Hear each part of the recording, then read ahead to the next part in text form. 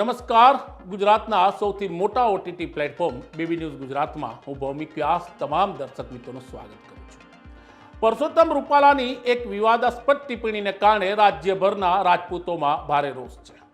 આ રોષ પહેલા શહેરો પૂરતો સીમિત હતો, ત્યારબાદ તાલુકાઓમાં પહોંચ્યો અને હવે પરસોત્તમ રૂપાલા સામેનો આક્રોશ રાજ્યના સરહદી ગામોમાં પહોંચી રહ્યો છે। સાબરકાંઠાના અરવલ્લીમાં ક્ષત્રિયોએ પરસોત્તમ રૂપાલાની ટિકિટ રદ કરો સાથેની એક વિશાળ રેલી યોજી હતી।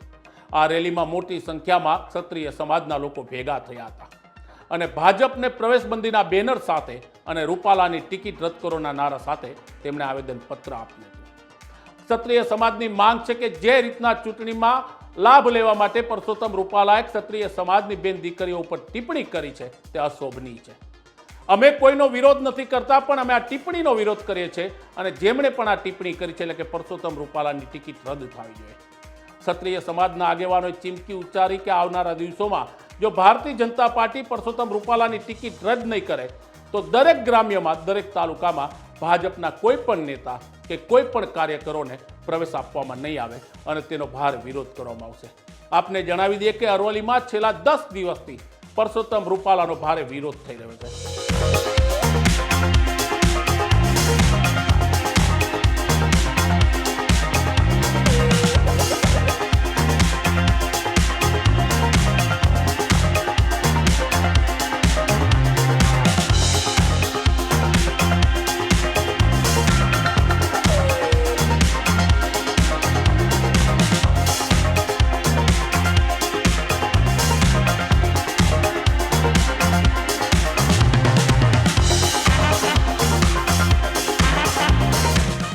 અરવલ્લી હોય, મોડાસા હોય, મેઘરજ હોય, કોઈ પણ તાલુકા હોય, ત્યાં દરેક જગ્યાએ પરસોત્તમ રૂપાલાની સામે ક્ષત્રિય સમાજ રેલી કરી રહી છે, કેન્ડલ માર્ચ કરી રહી છે, તો અનેક જગ્યાએ મામલતદાર ઓફિસે સૂત્રોચ્ચાર કરી રહ્યા છે।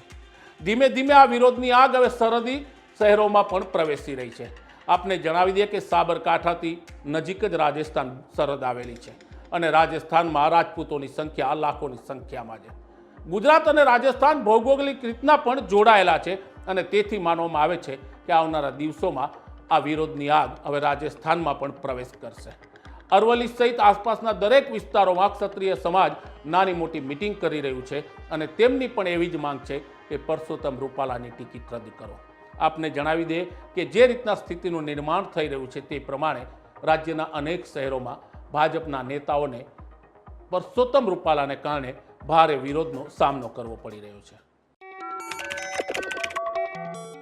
આજ રોજ અહીંયા અરવલ્લી જિલ્લા કલેક્ટર સાહેબશ્રીની કચેરીએ સમસ્ત ક્ષત્રિય સમાજના સંગઠનો, વિવિધ સંગઠનો અમે અહીંયા કલેક્ટર સાહેબશ્રીને આવેદનપત્ર આપવા માટે આવ્યા છીએ।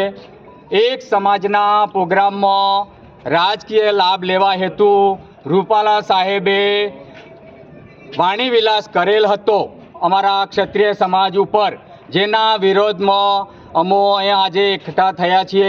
એકઠા થઈ અને કલેક્ટર સાહેબશ્રીને આવેદનપત્ર આપશું। અમારા ક્ષત્રિય સમાજની એક જ માંગ છે, રૂપાલા સાહેબની ટિકિટ રદ થવી જોઈએ અને એમના રાજકીય તમામ હોદ્દાઓ પરથી એમને દૂર કરવામાં આવે એવી અમારી સૌની માગણી છે। જો રૂપાલા સાહેબની ટિકિટ રદ કરવામાં નહીં આવે તો હવે પછી અમો લોકશાહી ઢબે ગામડે ગામડે જશું અને તેમનો વિરોધ કરશું, તેમના વિરોધમાં મતદાન કરાવશું, જેની સંપૂર્ણ જવાબદારી શાસક પક્ષની રહેશે।